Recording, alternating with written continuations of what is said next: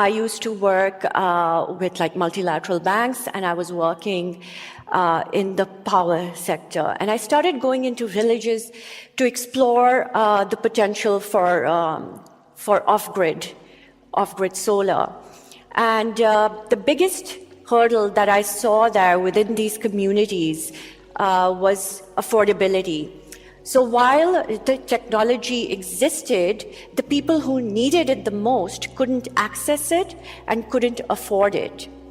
And mostly they couldn't afford it in cash. But what these communities do have are things which they grow and raise. The community that I was starting with had a lot of goats, and so the idea Goats for Water came around, where this community, which was living without access to water, could buy a solar water pump using their goats as payment. So that's where it started from. Water. It's such an essential resource, and yet 1 in 4 people globally do not have access to clean water. The person you just heard is Fariel Salahuddin, an energy specialist and my guest on today's episode. She was speaking at Global Goals Week at Expo 2020 Dubai back in January. And after an accomplished career working in the energy sector at the World Bank, Fariel decided to go back to her home country of Pakistan, where she discovered that at least 21 million people don't have access to clean water. But what they did have was a lot of livestock, and more specifically, goats. And that's when Goats for Water was born, an innovative initiative to trade goats in return for water in rural communities in Pakistan. And since then, Goats for Water has become one of the many projects Fariel leads as part of a thriving community, which she has rightly named Uptrade. And on today's episode, our final episode of People and Planet, we talk to Fariel about water, energy, and barter economies. But before we start, I would like to extend my gratitude to all of our past guests.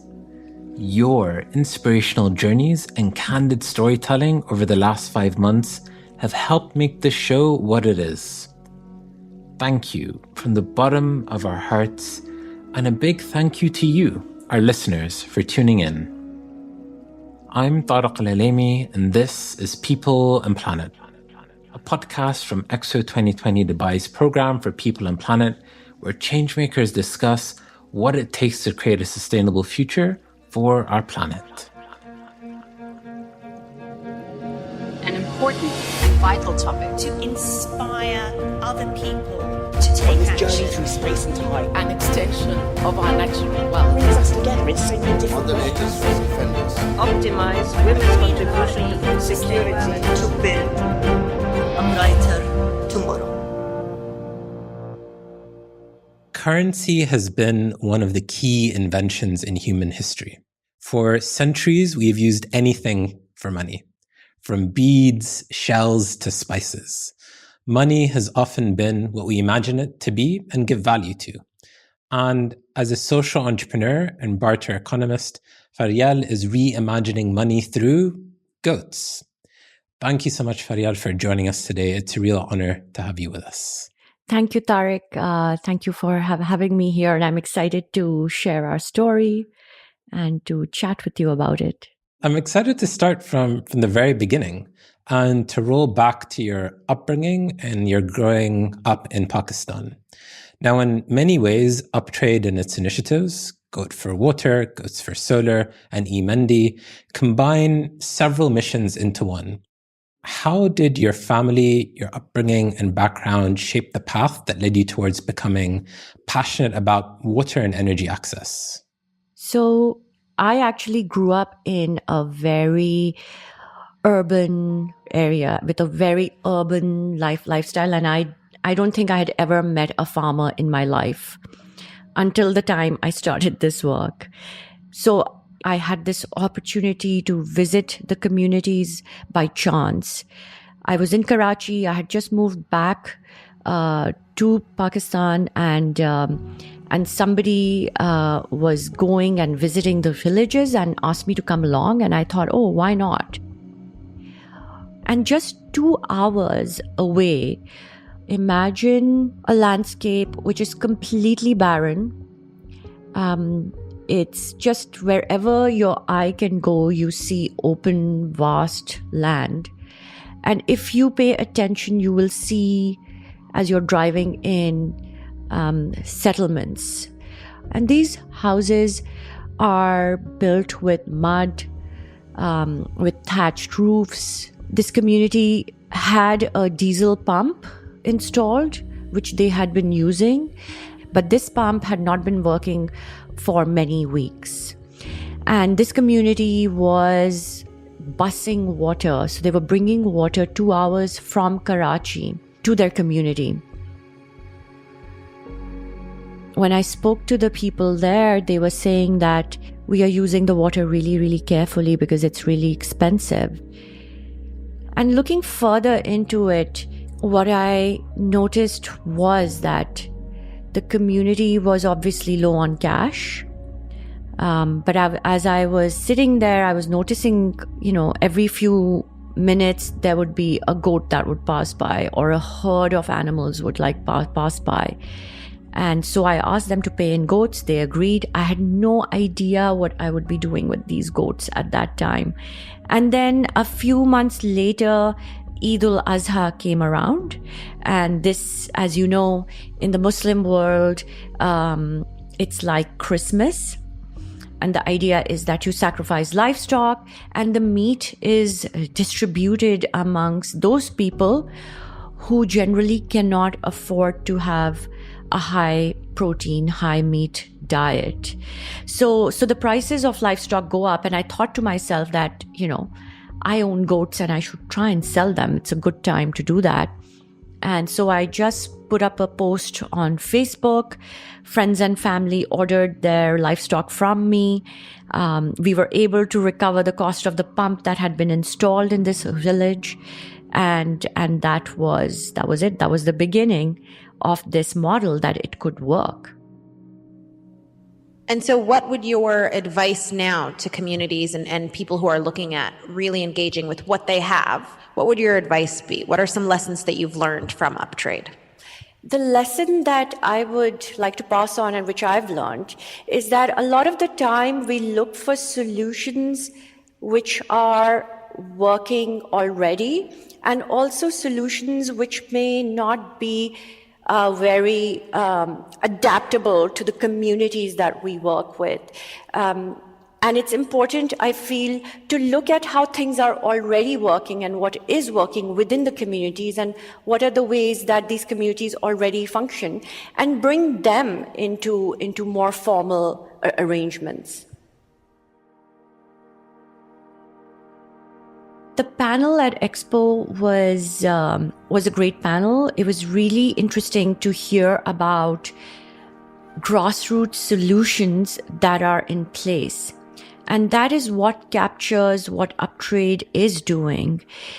And what I believe Uptrade brings to the larger table in the context of innovation around solutions to sort of endemic problems around poverty.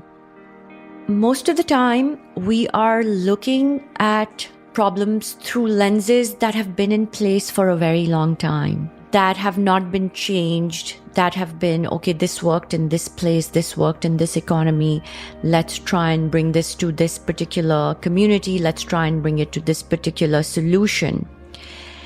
I think what Uptrade and my other fellow social entrepreneurs who were on the panel, what we are saying and what we are doing is that let's actually look at how the communities themselves are currently operating. What is the ecosystem that they operate in? What are the systems that are currently in place? How are they currently interacting to resolve the issues? Because at this point in time, for example, in the communities that we work in, goats are literally used as ATM machines. Well, not literally, but they could be akin to how we use ATM machines. When we need cash, we go to an ATM machine and we pull out cash, and then we go buy whatever it is that we need to buy. These communities hold a number of livestock, and goats are a very liquid form of acid. There's always a demand for them, and a goat can be taken to a middleman or taken to a mandi, which is a marketplace, and sold for cash. And then that cash can be used for whatever need has arisen. So, for example, the communities that we work in, during drought times, they will sell a goat to go buy fodder for the rest of the herd. Or they have a medical emergency and they need cash, they will go sell a goat, get that cash, and buy medicines, or travel to the nearest city to get the healthcare that they need. So when we see these transactions happening, and then we consider where we are at in terms of the technological advances and the technological ecosystem that we currently exist in, we are talking about alternate currencies. In the world, in the urban, very connected, very sort of financially integrated world that we, and by we, I mean those who are living in the mainstream economies, are living in. Why can we not bridge communities and the way they are currently working and the way they are currently sort of conducting financial transactions, bridge that with how the high-tech world is conducting financial transactions? And can you tell us a little bit more about your personal journey of what is really meant for you to be in such an urban setting and to now really be grounded and rooted in all these wonderful worlds? I actually, like I said, had not visited a rural community before I started this work. And my personal journey has been a very conventional one that most of us sort of follow, which is go to college, get a good education, get a good degree, look for a job which will set you off on a trajectory, a stable, secure trajectory. And that's where my career started, and I sort of made my way into energy. And then Spring Accelerator, which is this accelerator that works with businesses that are impacting women and girls, reached out saying that we heard about what you're doing and we'd like to see if this would be a good fit for us. And we are holding a boot camp to explore this. And I actually had never heard of the term boot camp, what an accelerator was, and I was just thinking, what is this? That's when it kind of came together, and I thought to myself, could I actually do this full time? And then I considered, and I spoke to my family and friends, and they said that, oh, what, you're gonna leave this amazing job to what, to sell goats? Seriously? And it was risky, and it seemed risky, but to me it just felt very clear at that time that I had to give it a shot. And I took a leap of faith, and I left my job, and I went down this path. How did working in the more formal sector of energy consulting shape your path to returning to Pakistan and founding Uptrade and Goats for Water? And I'm really curious, what insights did the formal sector provide you that you might not have had otherwise? It gave me a framework, and it gave me the tools to build a company in terms of the systems and the processes which the organizations that I have been associated with are really, really good at, of putting down processes, formal structures in place which can be scaled. But it also gave me insight into what is not working. I feel that a lot of development work becomes captive to political agendas. And that really takes away from the vision and the mission that these organizations were created for. And there are a lot of people who are mission driven within the organizations. But at some level and at some point, there's been an element of mission creep, where what was set out to be done was kind of captured by other goals. And both on the side of the governments that are the clients of these organizations and the organizations themselves. You'll be also holding a talk for Water Week, which is the final theme week at Expo 2020, as this episode is being released. And Uptrade has started with Goats for Water before bartering for other resources. And I wonder, why water? Why begin there? What's the context for water security in the community and the environments that you're working in? So when I went into the communities, I wasn't looking to solve for the water needs. I was looking to solve for electricity and their energy needs. But when I got there, it really seemed like a luxury to think about electricity at that point in time for this particular community. And if I can describe to you how it felt to be there, there was this general energy of almost fatigue in the community, where people were mostly in their homes. And when I started talking to the communities and they were talking about how they're really struggling to meet their water needs, obviously that became the focus. And then to find out that their livestock, which they depend on for their livelihood, the kind of impact lack of water has on that was astounding. So when we first put in the first solar water pump and went back to the community to speak to them, and we asked them, so what has been the change? The one change they talked about was, now that we are able to give our livestock water whenever they want water, has resulted in higher body weights for the livestock. It's a healthier animal, it's a heavier animal, and they get a higher price for it. We also were surprised to find out things like that the goats are dying less, they are falling ill less, which means that the mortality has gone down, that the reproduction rates within the livestock have increased. One of the communities talked about how the miscarriage rates amongst women went down, because these women previously would be involved in very hard labor to pull up water from great depths. And now, when this kind of labor is not needed, the women who were experiencing miscarriages at a rate which they thought was normal, suddenly they said that the rate of miscarriages has gone down. And that was surprising, shocking, heartbreaking to see that water can have this level of impact or this depth of impact for these communities. I find that incredible. And just, Uptrade is seen as the successful example of a mission-driven enterprise that has both managed to sustain itself and the community it serves.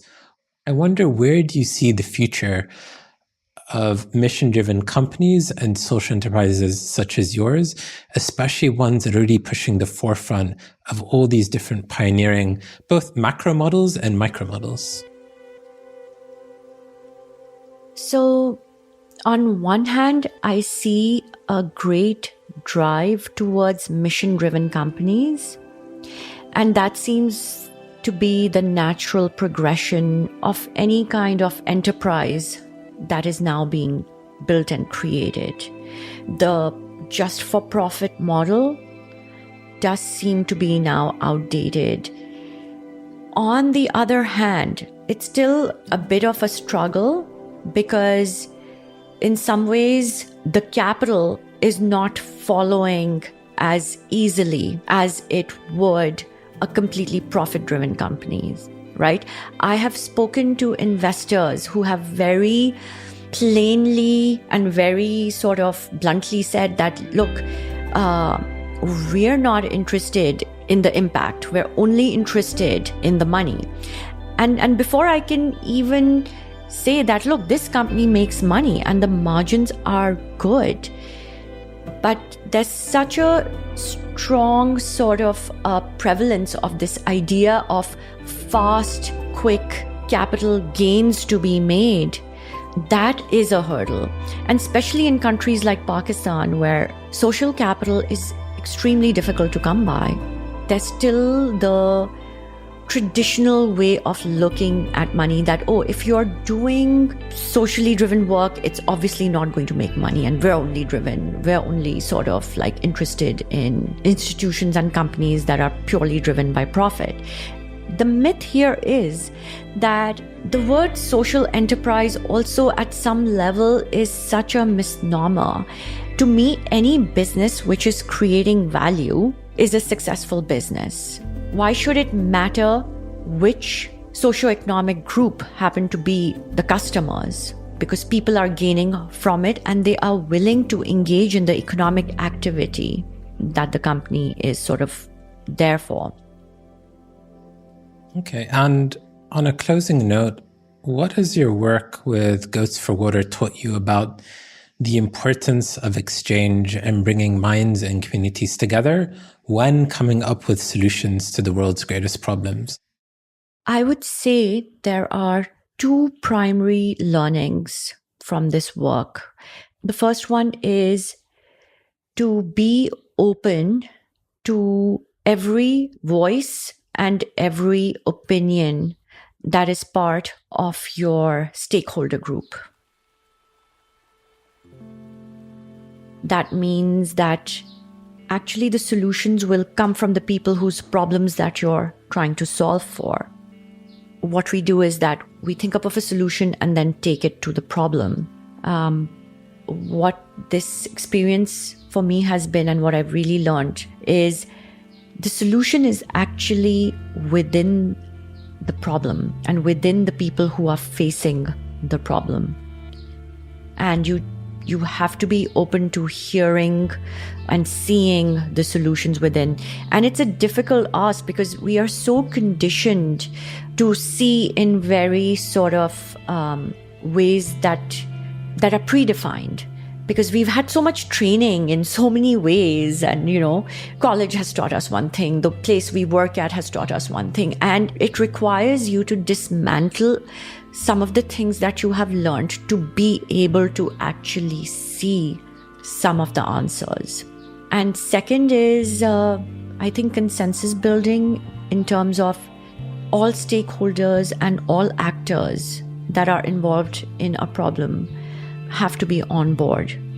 A solution may be a perfect solution, but if there are detractors or there are people who are opposed or actors that may be opposed to it, and there could be a whole range of reasons which are not obvious, could be due to very minor issues, but you have to know what those issues are, and those have to be considered even if they're not something that you've set out to do.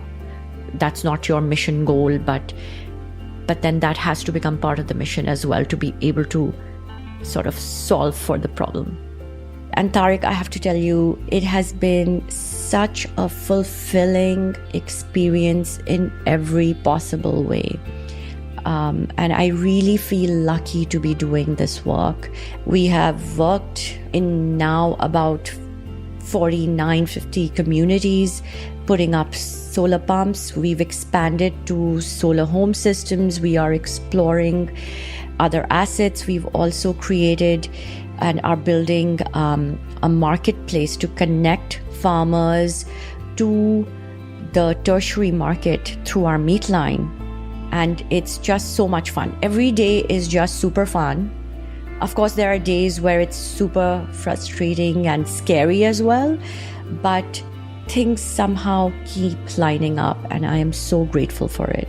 Thank you so much, Fariel, for sharing your incredible story and mission with us today. Thank you, Tariq. Thank you for this conversation. Thank you for the platform and the opportunity for me to talk about my work. Thank you.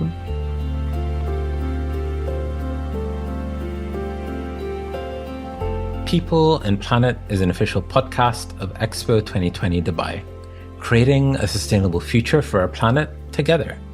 Learn more by visiting virtualexpodubai.com or searching Program for People and Planet. And if you enjoyed the show, share it with your friends and leave us a review.